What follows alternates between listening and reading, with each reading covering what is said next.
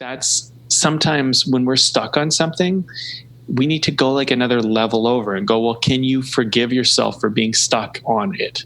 You know what I mean? Because we beat ourselves up for getting stuck. We beat ourselves up for all sorts of stuff. But like, take it a level back. Can you be okay with the fact that you're not good at this yet? Can you be okay with the fact that you don't know what to do, or that can you be okay with the fact that you feel this way, whatever it might be?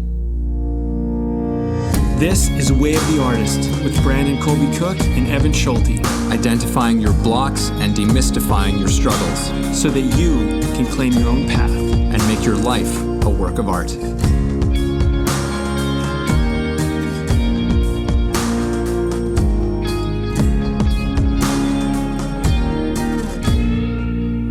Oh, the big question that so many of us have been asking ourselves over these last weeks, approaching month time period for some of us, and man, that's a good question.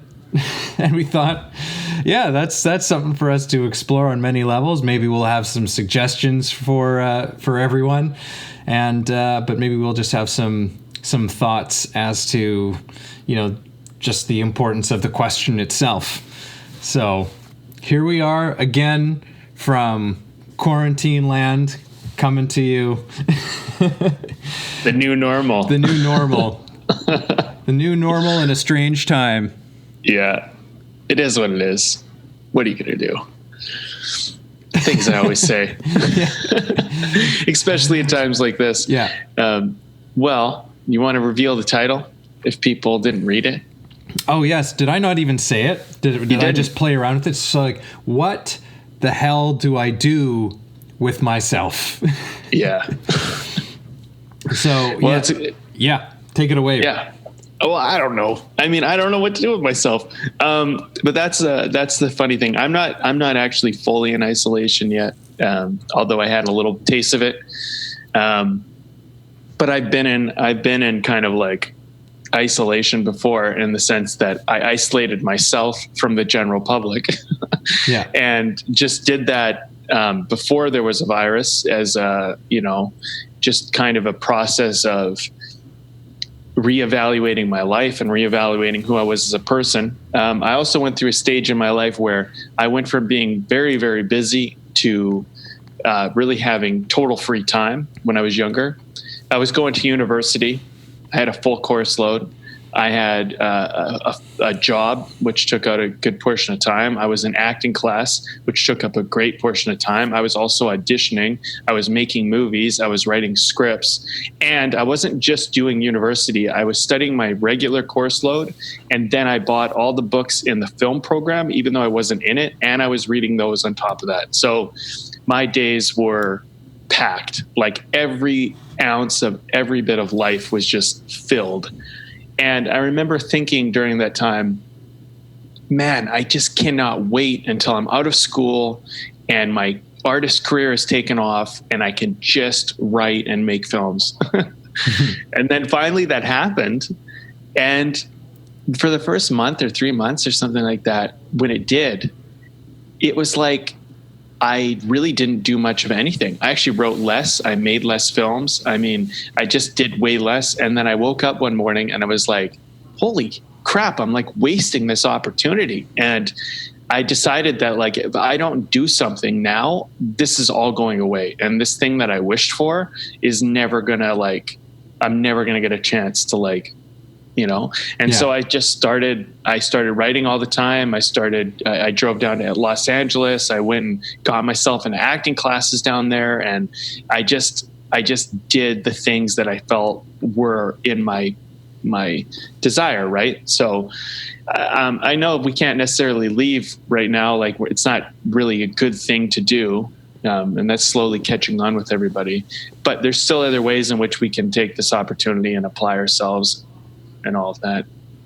So I don't know. That's something that I have to kind of like throw into this, but I'm in the whole situation again myself in a sense, because even though my job is considered a necessity, the Joe job thing I'm doing right now, and it's good to like feel like I'm helping and contributing.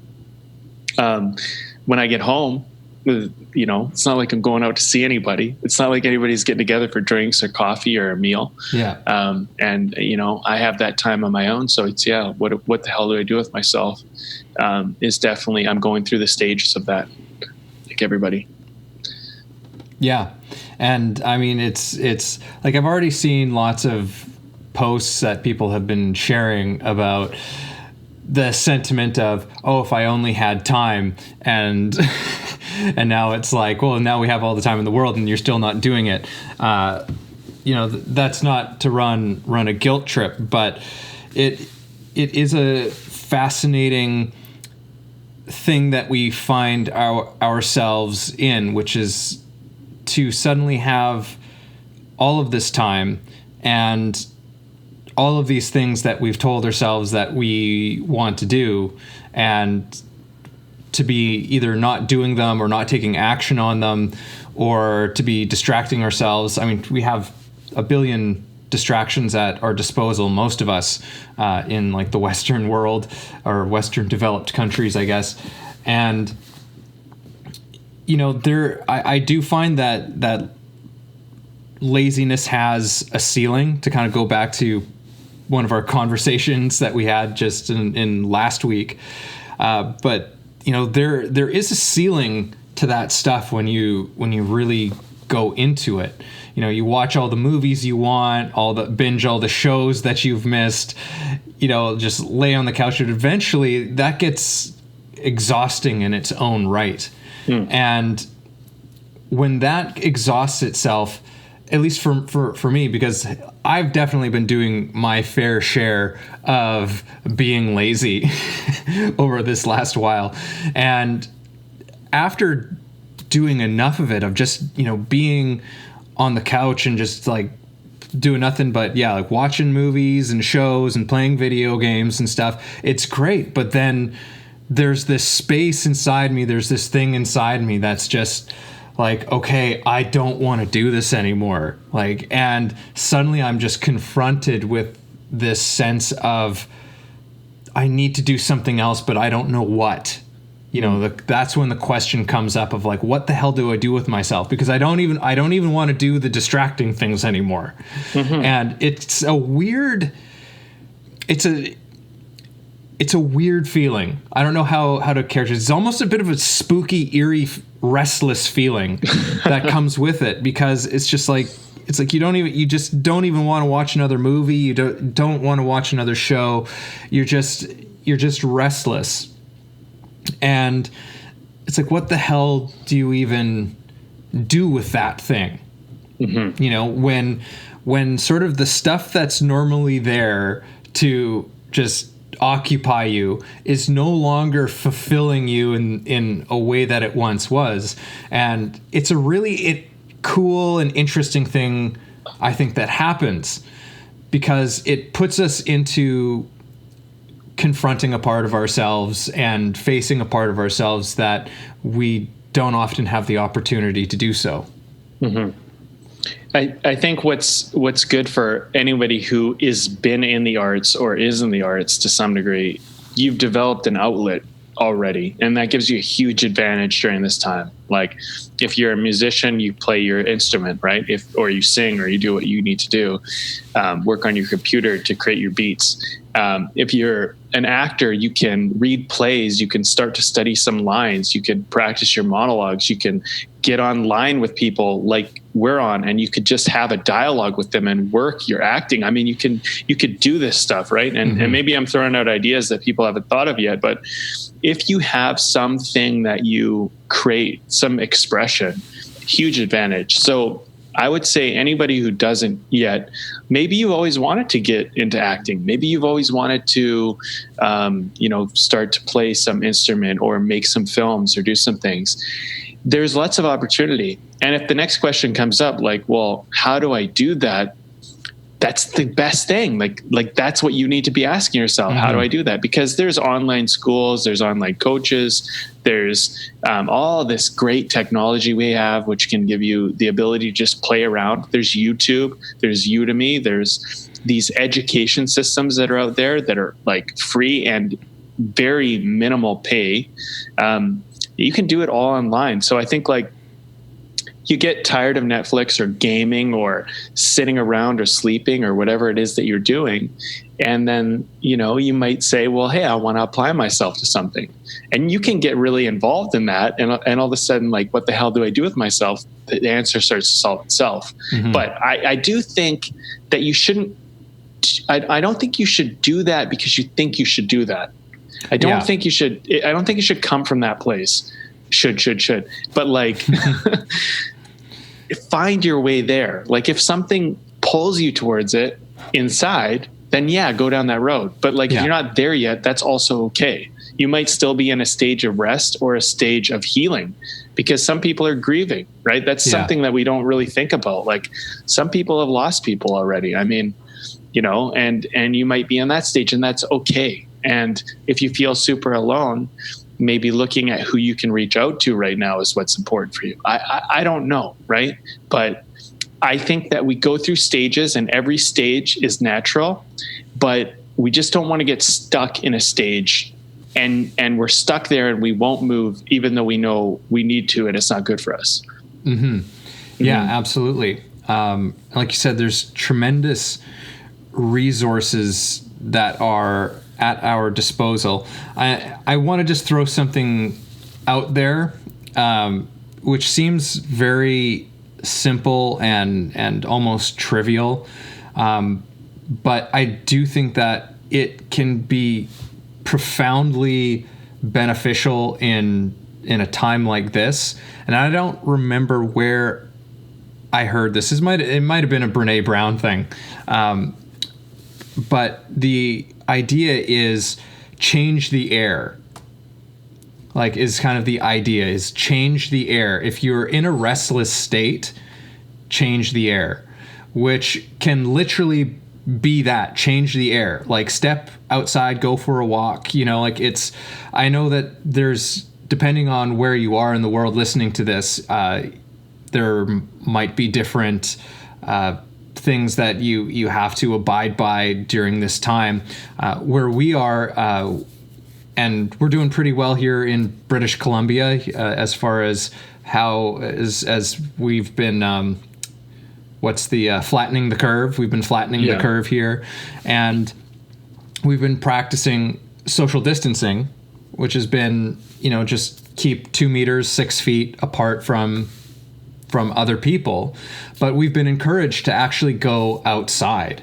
I mean, especially right now it's springtime, and like things are blooming, like the air is fragrant, the weather is warming, it can be a profound shift. This is like for myself as well. Very often the only thing that I need to do when I'm feeling restless is like, I need to just step outside and get some fresh air. I just need to remind myself that my world exists beyond the walls of my home. Like that can have, that can't be understated how profound of an impact that can have on your mental state, how that can sort of just open things up for you for a few moments and just to refresh you and stimulate you in a way that you need. It's not always necessarily definable, but the feeling is there. It's like, oh, right. Yeah. All I needed was a little bit of sun on my skin and some fresh air in my lungs. It can be a huge thing just to do something like that. It is a huge thing. Yeah. Just some fresh air and some sun, and it is so valuable. And I think sometimes we don't realize how much so. And in a time like this, it is a time to really begin to like appreciate that stuff. I've grown up in BC my whole life, and I remember when I moved down to LA and I lived there for a little bit, and it was a great experience and everything, but I remember like it just didn't have the green that BC has. I'm not comparing them as to say one's better than the other. I'm just saying like I didn't notice how green and lush and beautiful and mountainous this province was until I went and lived like in a desert and like went, oh wow, like this is different. And don't get me wrong, like other places in the world, like, I've lived in Mexico for a little while. They have things to appreciate in those areas. And I was appreciating them because I was new there. But there was a point where I was like, well, what about where I came from? I totally forgot. Like, that's actually cool too. And something I've been realizing during this whole kind of crisis going on is I've been looking up at the mountains and the skyline and the sunsets over the mountains. Like, I've never looked at them. Like, I just like look at them like these beautiful art pieces. And it makes me wish I could paint. Because, and maybe I don't know, who knows, maybe I'll pick it up, Yeah. but like, I don't have the ability to be able to paint, but like, I'm finally beginning to understand why a painter would paint a landscape, because when you look at something and you have an emotional experience of it and you see it and it's beautiful, but you have like an internal experience of it and you almost want to express it, but it wouldn't necessarily be the way it is, but it would be your expression of it. Like, I finally understand that because I've just had this time to like really think about the things that are not like that I took for granted. Right.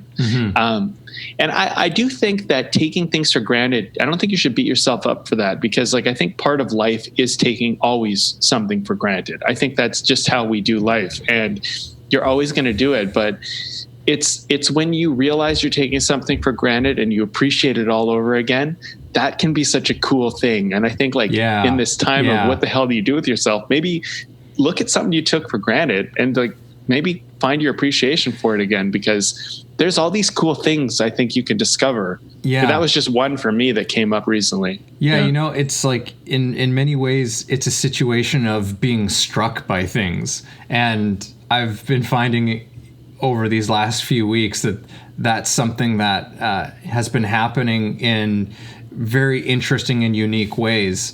Like you're saying, like things that you notice you take for granted. And it's not even necessarily like it's just suddenly there's something that's happening or something that I'm seeing that just, you know, you're struck with it. And I think in a time like this, those are important things to acknowledge. You know, to don't discount those feelings, even in the space of, because in many ways the question that spurred off this whole conversation is like, what the hell do I do with myself? You know, that's being struck by something, you know, in a quite a profound way. And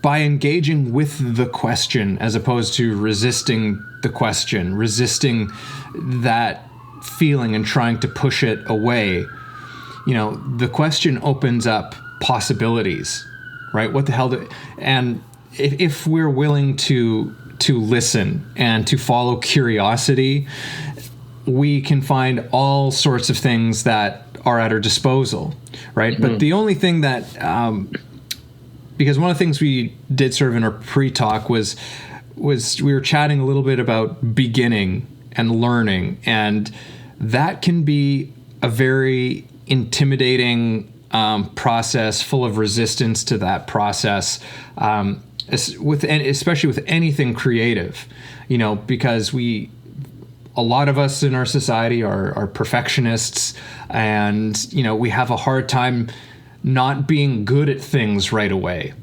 And so like we have this incredible opportunity to begin learning, but often the thing that gets in the way is just our own idealisms and perfectionistic tendencies that prevent us from going into something. Totally. I mean, starting something new, especially something that you've never done before, you're probably not going to be good at it. And you're also going to be doing things that seem like you're way behind, like you should be ahead. I mean, I've been dabbling with this video game development, and it's like, some of the stuff in the beginning is just super overwhelming, because you're like, okay, like I don't even know what I can do. Like that's one of the other things. Yeah. Like, you know, like I was talking with someone, and he's learning video game development too. Just so happens we're both interested in it. He's a little bit further ahead of me, and he was like, well, what do you want to learn? And I said, well, I don't even know. Like I don't know where to start. And he was kind of like basically when he told me, I was immediately overwhelmed, because I'm like, oh, I thought I could just kind of like do it this way, and what I'm finding is that there's no real right way to do it. And what's kind of exciting, I suppose, is that I'm finding my own path into video game development, which I don't know how far I'll walk down this path, but like right now I'm just kind of like, I'm just dabbling at like certain things to try and figure out a way into this for me that makes sense based on what I want to do. And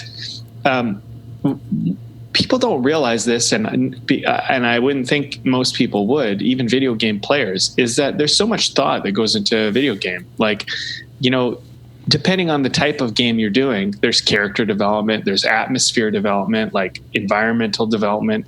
There's the combination of like, is it open world? Is it like a closed linear world?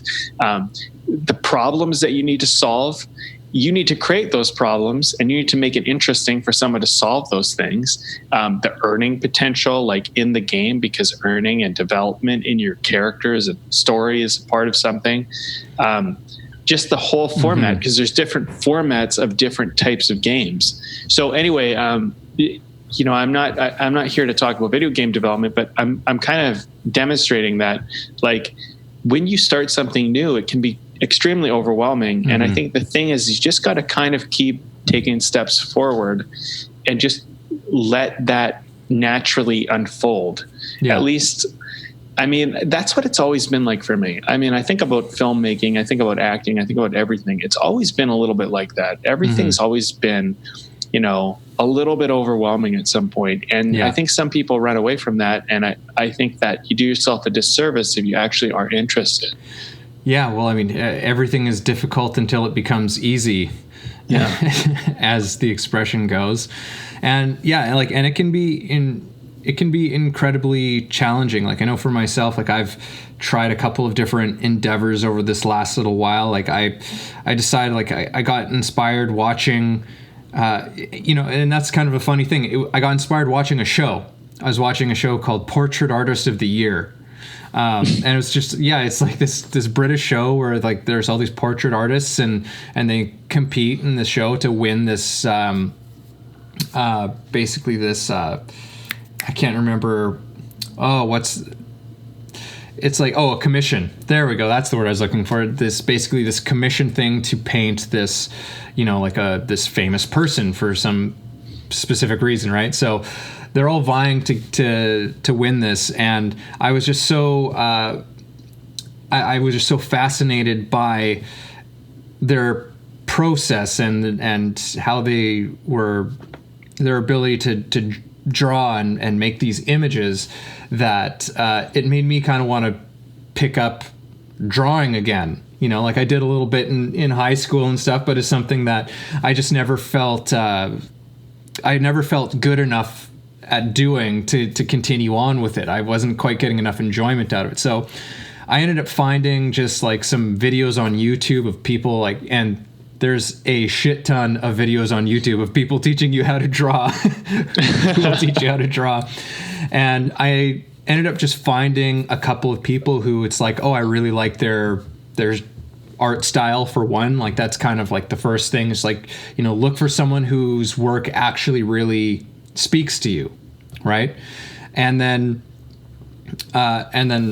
hopefully they're like fairly good teachers and you like how they're doing it. So I started like with a couple of lessons like that this one guy was doing, and I found myself within minutes being very frustrated. Or just like, this doesn't look anything like what he's drawing. What the hell? And I was getting really irritated by it, and I just kind of just pushed through it. Just pushed through that frustration and let go a little bit, and just like, okay, you know what? Like, this is a professional who's doing this as like, this is their job to do this. And, you're just learning and it's okay. Mm-hmm. And as I kind of let go and, the image came along and it was okay, but it was ultimately realizing that he's like, you know what? I'm going to do another one. And the next one's going to be better and I did another one. I did another drawing, and I started using the principles and some of the techniques that he used in the lesson, and I just did my own drawing completely. And by doing that, I realized, I'm like, oh, I actually learned how to do this and this and this and this that I never knew how to do before. But I learned a technique. I learned some fundamental principles, things that stuck.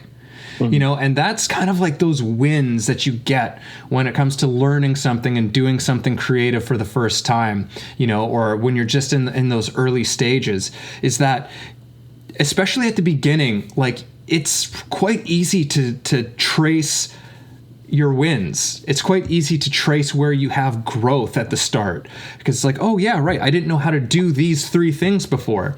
And that's the stuff that you got to focus on. Which is, it's like just those couple of things that kind of sunk in.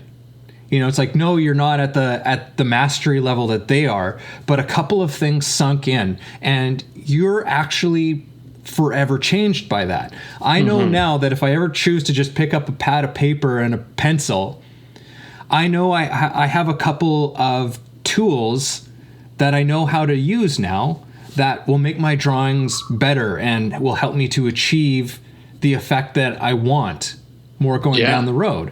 And that's a really, really cool thing. But it requires a kind of a letting go of your expectations about how it's supposed to, and not trying to be too perfect at it. You know, it's just like, give it your best shot. Try to do it the best that you can. But always remember that it's play. You know, like, you're always doing it for play. Like, it's, especially like right now, it's like, I'm not looking to become a professional artist. It's not an interest of mine. I'm just interested in becoming a better artist for myself. You know, it's just as another creative outlet. So, you know, it's, I think retaining a sense of play with learning is a crucial thing at this time. I think so too. That's a really good point. I think play is such a valuable lesson to bring into everything you do. And, you know, especially now. And I think play is an interesting thing as an adult, because it's almost a discipline, because you get in the habit of playing, right? Like, playing becomes a part of your life. Like when I was a kid, I remember being like, okay, well, what am I going to play today? Like, every day was about play. Yeah. And I had this friend, Robbie, and he lived down the street from me. And I used to walk down the street and knock on his door and ask if Robbie could come up and play. And we created this game back in the day. I'll just share this. It's silly, but it's funny, I think. We created this game called Mac and Joe. And he was Mac and I was Joe. And we were basically like action heroes, right? Like from television shows and stuff. And we would take our cap guns and we would create scenarios, and then we would pretend to shoot bad guys. And then, like, every other like day, one of us would get shot in the shoulder. You know, or something. And of course we recovered like nothing, but like, we're just like playing these games, and we just create. And this is what we used to be fighting this guy called Bluebeard. And the reason why it was called Bluebeard was because one day I was doodling and I drew this guy with a beard and I had a blue pen. So I'm like, Bluebeard was his name, you know, but like, every day was some form of play. It was just about creating and doing it and trying it. And as silly as this stuff is, which it is kind of silly, you really want to bring that into whatever you're doing, and like, let yourself be silly. Let yourself be kind of, you know, I don't know. Like, I think it's that the problem is, as adults, is we get so judgmental. Like we go like, oh, like, I can't do that. That's dumb. Or like, we have some judgment on it. Right. But like, when you're a kid, you don't judge it. You just do it and you try it out and you play it. Right. Like, you know, like, I have a cousin, and, you know, she and I would hang out sometimes when our parents would leave us together just to hang out. And she had like Barbie dolls and she wanted to play house and stuff. But I'm like, okay, well, I guess we're playing house. You know what I mean? But like, you just do it because you're a kid and you try it out, you know? But like, I think the thing is as we get older, we start to limit ourselves because we say like, well, this is okay and this isn't okay. And then if I'm not doing it at this quality, it's not good enough. And all of that, I think, really needs to go out the window right now. Because when you're saying, what the hell do I do with myself? Look at all the judgments that are stopping you from doing anything. Yeah. Well, I mean, and so often, again, this is Brene Brown here. Like, I remember listening to her doing a talk. Just most people who, like, it's incredible the amount of adults who really loved to do something as a kid, and then they were shamed or put down or embarrassed by somebody for liking what they were doing, or they were just, what they did was just criticized, and it just made them stop, you know, like, and it's really a sad and unfortunate thing, especially since, like, we're in a time like right now where creativity is like beneficial to all of us. And, you know, I'm not saying that people aren't being creative, because I think people are being tremendously creative right now. Like, people are posting all kinds of stuff of things that they're doing, things that they're crafting, things that they're baking, things, and people posting videos of dancing and stuff. You know, it's just like these things have extraordinary benefits to us again, like, we're kind of conditioned into thinking that there's no real use for this stuff, you know, but there's a real practical, tangible element to creativity in our lives. You know, like, if engaging in just a little bit of creativity every single day changes the way that we think.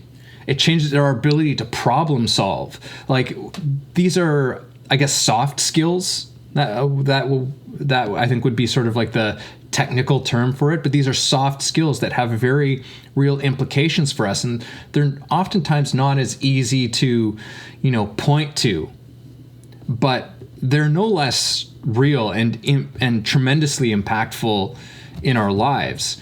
And just beginning to engage in a little bit more creativity and even feeling a little bit ridiculous. You know, I was talking to a friend of mine yesterday who was saying that he's like, I'm dancing every single day. Just like in his house, he just puts on some music and he just dances for however long. And I just thought, shit, I want to do that. You know, like, I just want to dedicate a little bit of time every day to just do some dancing, just like moving your body, find some expressiveness in a different way. I mean, there's tremendous benefits to that across the board, you know, but these are the little things that I think that many of us have these impulses, you know, when we were first hit with it to do it, but we stop ourselves from doing it because you're like, oh no, it's silly. There's, you know, it's like at some point along the way, play for adults becomes something else. You know, it's like, oh, play is, you know, getting together with your friends and getting drunk on the weekends, you know, like, it's a form of play, I suppose.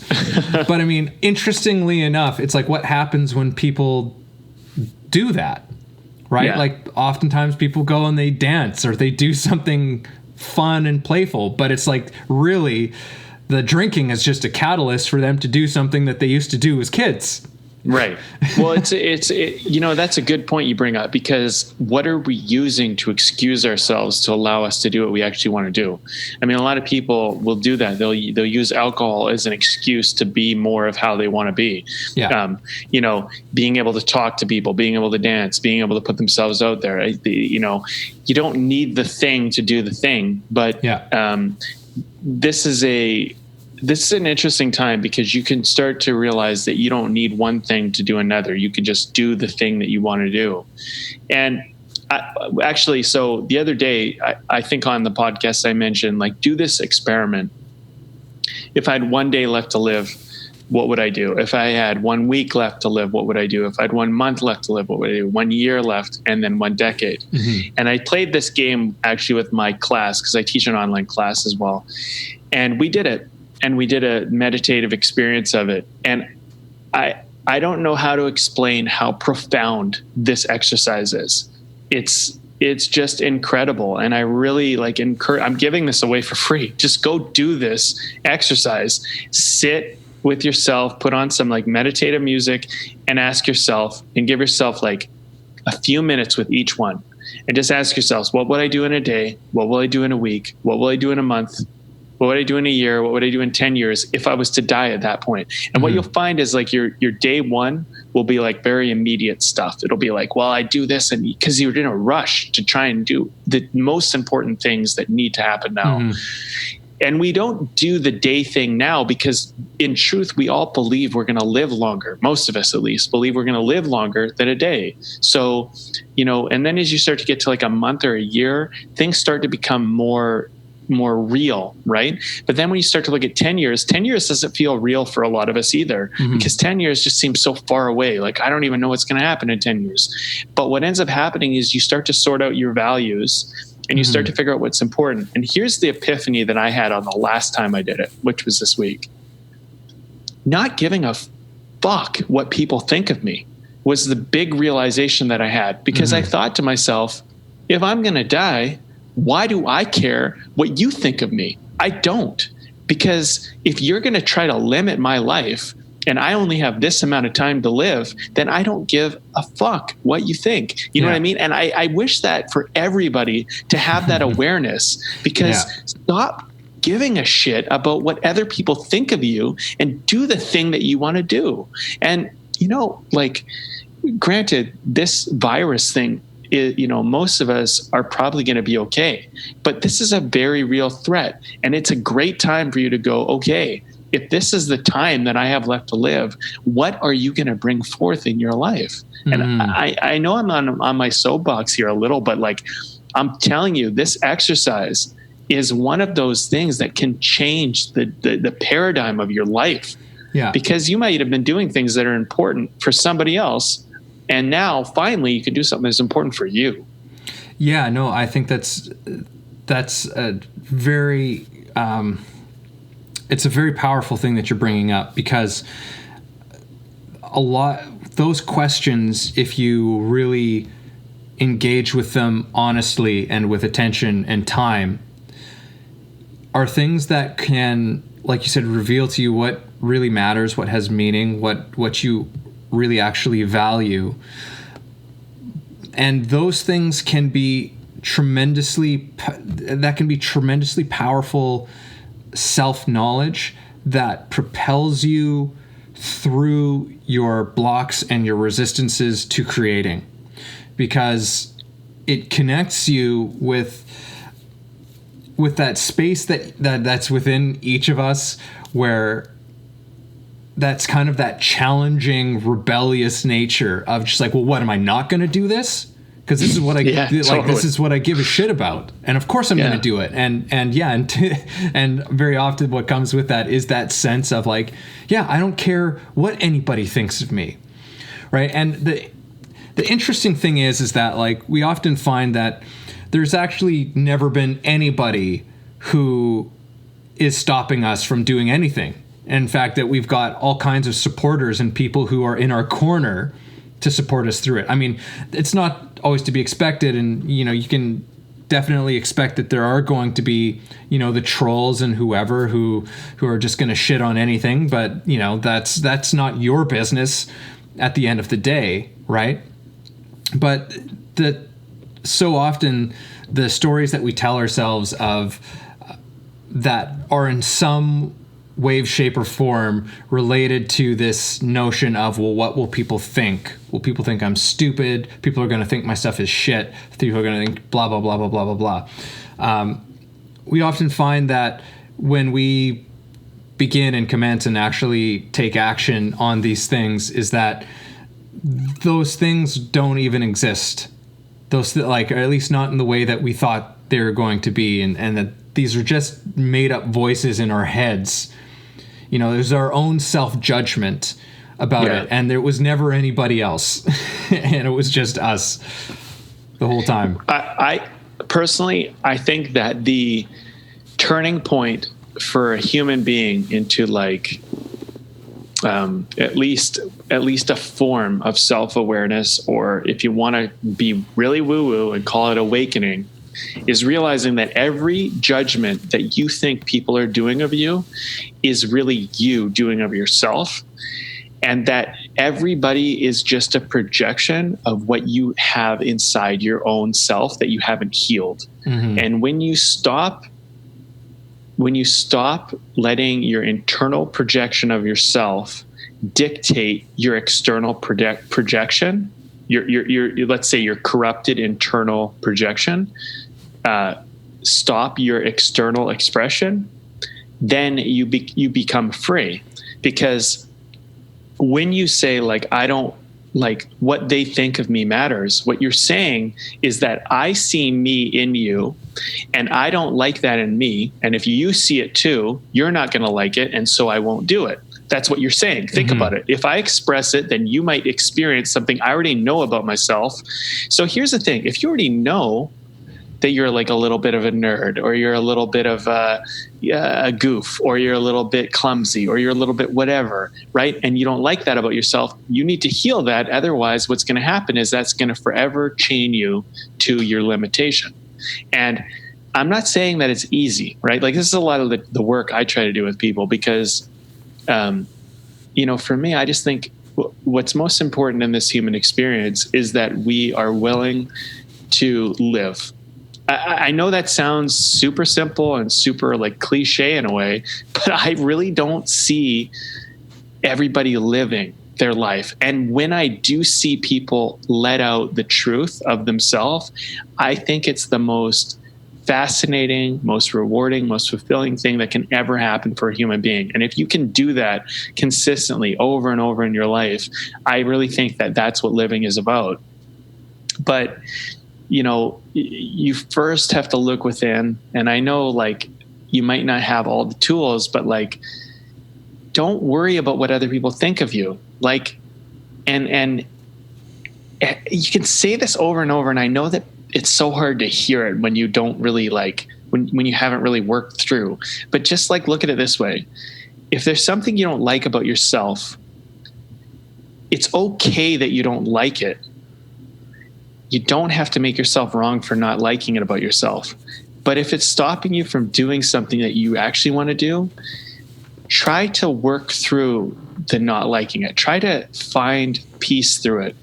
And try to like let yourself out of that, because it's not us that's holding it against you. It's you that's holding it against you. Yeah. And you're going to see that. But like right now, it seems like it's us because you're projecting that onto everyone else. But it's not. And everybody wants that. That's the funny thing. Everybody wants the same thing, but everybody's living in the same prison, thinking that everyone else is holding them in that prison. And it's all of us holding ourselves in the same thing. And it's like, but we all want to be free. It's silly, right? Yeah. And when you see how silly that is, you start to go, well, I don't really give a shit what someone thinks of me, because that's just me saying, I don't give a shit what I think about me. Yeah. And in that is forgiveness to a certain degree. Like I truly believe that, forgiveness is like one of the most powerful things that we will ever learn to do in our lives and can learn to do in our lives. And, it is a bit of a practice, but the thing is, like, we always think of forgiveness usually in the sense of somebody else as well, right? When really usually the forgiveness we're most in need of is forgiveness towards ourselves. And I think that that's a big part of working through what you just brought up, which is that those parts of yourself that you don't like, those parts of yourself that you are ashamed of, those parts of yourself that you don't want people to see. That we live with more than anybody else does, yes. like a shadow. It's with us, those things. And forgiveness is so massive in helping us to move through that and carry on so that we can start to live as creative people again. It's like, okay, you know what? You need to acknowledge, like 100%, you need to acknowledge that what it is about yourself that you dislike, are irritated by, that that you despise, even, those things. And I find that usually it's like when you actually start picking away at the things, like what seem to be little things that you don't like about yourself, as you start to go deeper, you start to discover that these are things that you actually really despise about yourself. The things that you gloss over as little, it's like, no, there's a big well of feeling that's behind all of that. And to be able to acknowledge that you feel that way about who you are and what you are, and then to be able to forgive yourself for that through compassion towards yourself and humility, and understanding that you're just a human being, doing the best that you can, and truly understand that, like, you have always done the best that you can at every moment of your life, based on your beliefs and your capacities at that time. That was the best you were capable of doing and being. And there's some room in there to find forgiveness for yourself. And as an offshoot, you become a better human. Like you become, or even more human. I don't want to say a better human. You become more of a human being through that process, because your ability to acknowledge that within yourself is directly correlates to your ability to see that in others as well, and to have more compassion for others in your life. And in general, this leads to a greater sense of well-being, in life.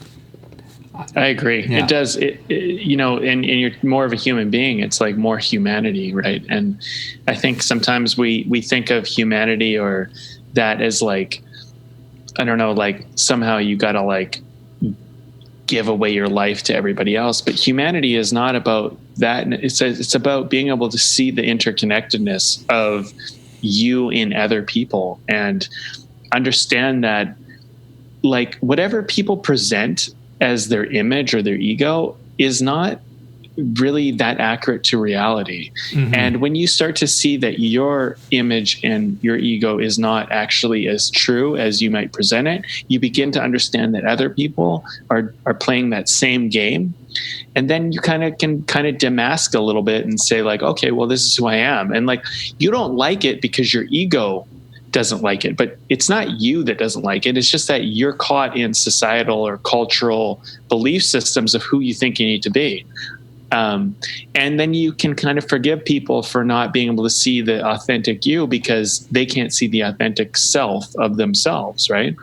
But that's not anything to do with you. I want to just share something, because you talked about forgiveness, but a year and a half ago, I was having trouble forgiving about 2 or 3 people, and 2 people in particular. And I'm like, I don't know. Like, I've forgiven people that I thought never would in my life, but like, I'm like, I don't know what it is, but I like have anger here and I have hurt. And you were like, well, maybe you can forgive yourself for not being able to forgive them. And that was profound for me, to give myself that break, because the actual issue was that I couldn't forgive myself for not forgiving them. You know what I mean? And I had time to process and work through that. But that was such a good insight that you shared with me, because I feel like that's sometimes when we're stuck on something, we need to go like another level over and go, well, can you forgive yourself for being stuck on it? You know what I mean? Because we beat ourselves up for getting stuck. We beat ourselves up for all sorts of stuff. But like, take it a level back. Can you be okay with the fact that you're not good at this yet? Can you be okay with the fact that you don't know what to do, or that can you be okay with the fact that you feel this way, whatever it might be? And I think that's a part of the whole process, is like, we can always go into what I really call, like, that's like a higher self exercise, where you say your lower self can't forgive these people, but can your higher self forgive you, your lower self, for not forgiving these people? And that can transcend you. But until you're willing to step outside of yourself, you're just stuck in it.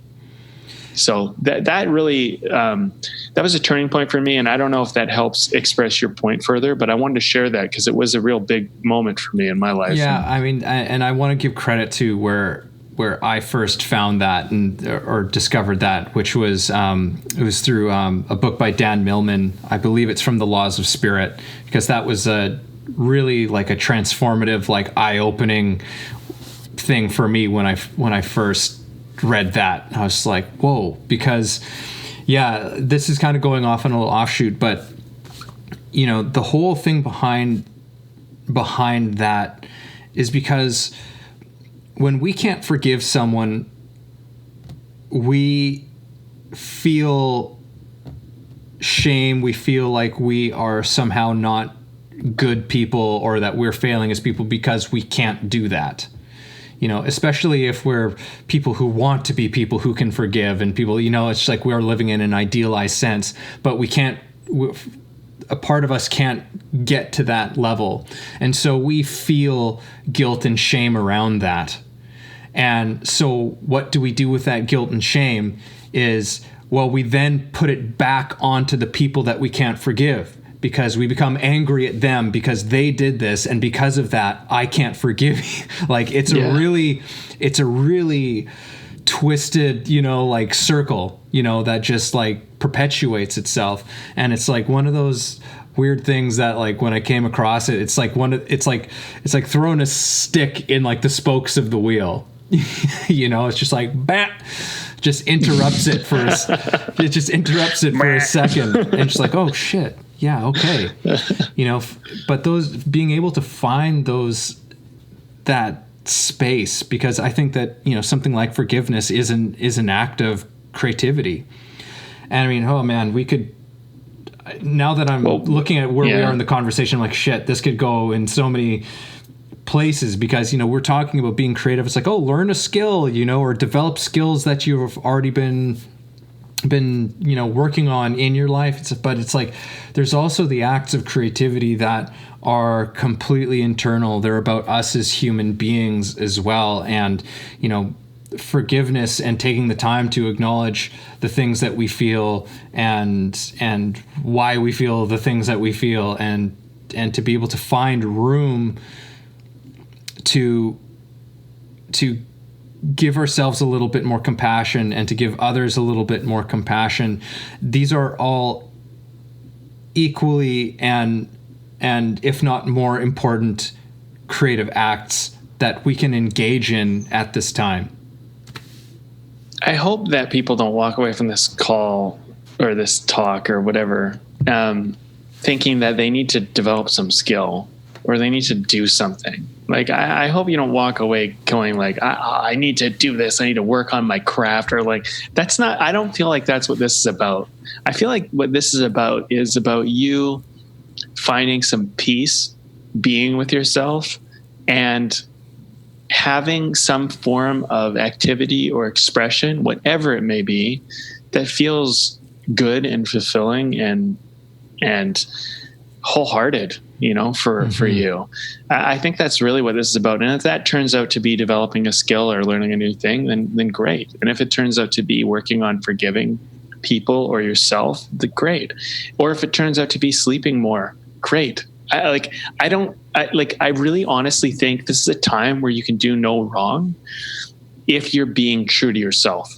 And I think that, we're all learning how we are with ourselves all the time, and yet how connected we are with the whole. And when you begin to treat the whole the same way you treat yourself, and you treat yourself with love, you solve 98% of the issues that you would ever face in life. But not everybody's there. Not everybody loves themselves. And that's why I think you have an experience of not everybody loving the whole, and not everybody loves the whole, and it's because they don't love themselves, and it's all here. Right. But this is a time of like going, okay, well, I don't know. I look at it. I just come back to the same exercise.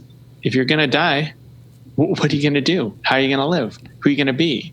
And I feel like maybe, sure, a lot of our calls come back to this. A lot of our talks, I say call because we're not even in the same room, but I'm so used to it. But like, a lot of our points come back down to the same thing, is like just you building a strong relationship with yourself and then letting your life come out of that. And I think when we have an ego relationship with ourselves, with an image of who we're supposed to be, and we don't like it, and so we're trying to pretend to be something we're not, that's an unhealthy relationship with yourself. When you think you need to be something other than you are, or look a way other than you are, or you can't do things because other people think a certain way about you, that is an unhealthy relationship with yourself. And I think this is all about, how do we get, how do we share the concept of, and I didn't realize at the beginning, but how do we share the concept of having a healthy relationship with yourself? And then whatever you do with that, I mean, it answers itself. There is no right thing to do or wrong thing to do. But when you have ego and you have a bad relationship with yourself, or abusive one, then you what you do might be abusive because you have an abusive relationship with yourself. I mean, it all comes back to you. Yeah, no, it's so interesting, and it seems so obvious now that we're covering this ground, that the question of what the hell do I do with myself is at its foundation, it's a question of getting to know yourself. Really, get to know you, getting to know you, and once you get the real you, the authentic you, and once you get to know that part of you, then what to do is less of a question. What to do becomes a little bit more clear. Totally. It's funny how these conversations go, because we don't really know what's going to happen and what we're going to uncover, but I'm definitely walking away with an awareness that my internal self relationship is an expression of what I'm doing and how I'm doing everything I'm doing. And I'm actually beginning to see my reflection back in my expression, like of what I've done up to this point. And it's funny to catch yourself in the act, is what I'm saying. For me, it's been funny to catch myself in the act of going, oh, that's funny. Like, I didn't reach out to people because I didn't think they cared. But then I had an epiphany, like, oh, like I actually do think they care. But like catching myself in the act of like, this is how I treat myself. Like, I don't care is what I project on other people. But it's like, I want to care. You know what I mean? Yeah. So I want them to care. You know what I'm saying? It's like catching yourself and seeing that you are an other. I don't know if that makes any sense, but like, I'm trying to express the awareness that I had about it. But it's like, here, let me try and be simpler. I don't think people care about me because I decided inside that what I'm doing and who I am doesn't matter. But when I repair that relationship and decide that what I do and who I am does matter, I begin to recognize that people care. But sometimes through people caring, it makes me see that I matter. And then I realized that inside myself, I decided I didn't. But I didn't need them to tell me that, if that makes sense.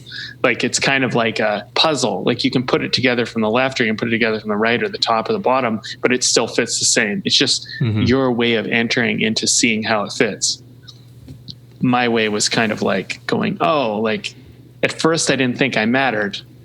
And now I realize I do. And if I do matter, what am I going to do with myself? Maybe I'll do things differently than I did if I didn't matter. Yeah. Yeah. And I mean, and that's an incredibly powerful thing to come to. Yeah. Beer? Yeah, beer.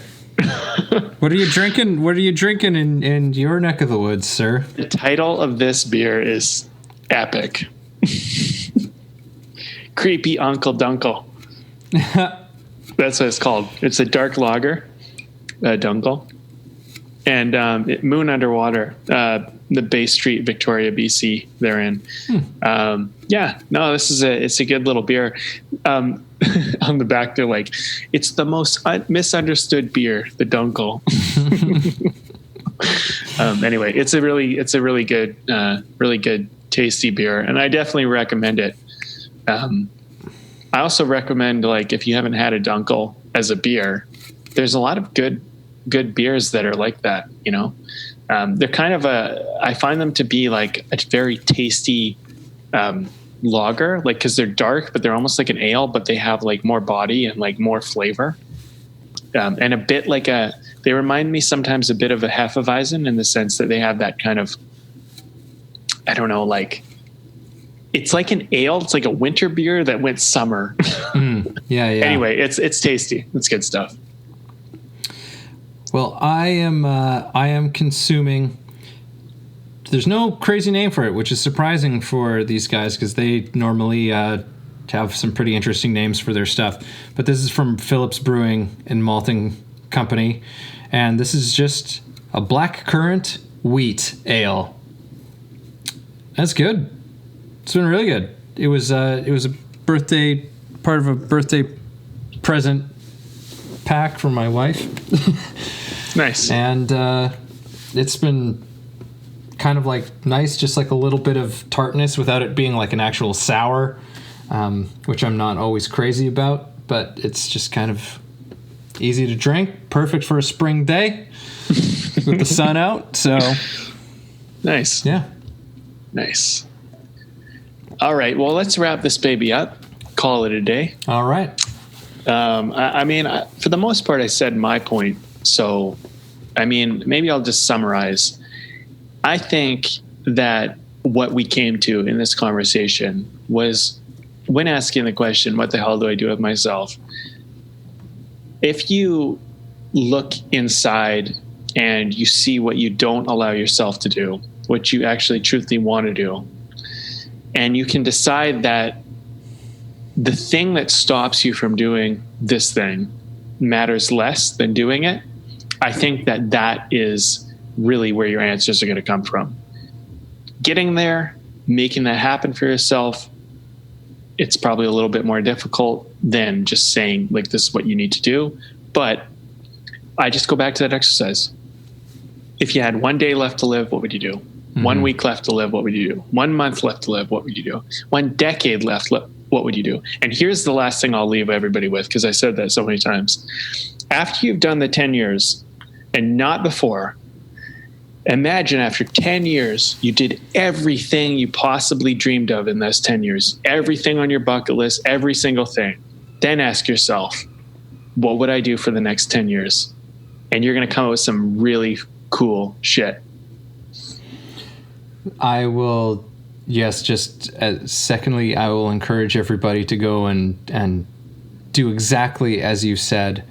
And I'll just reiterate, you know, in this time, it's really about finding the ways to give yourself the freedom to express and to create, you know, to, like you're saying, getting to know who we really are, taking that opportunity, because that's going to dictate and inform so much of what it is that we choose to do. But so much of this, I'm realizing, is really about freedom. Is where are we sort of imprisoning ourselves? Where are we putting limits on ourselves? What are the stories we are telling ourselves? What are the limiting things that we are telling to ourselves that get in the way of us just being free to create and to play like we just so naturally did as when we were kids, you know, like that. I don't think that space is unavailable to us as adults anymore. I think that we can absolutely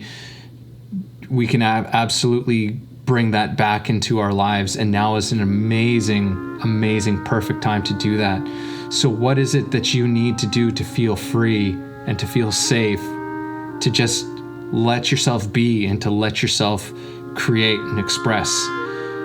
What are those things? Start with the questions that Brandon asked you and see where you go from there.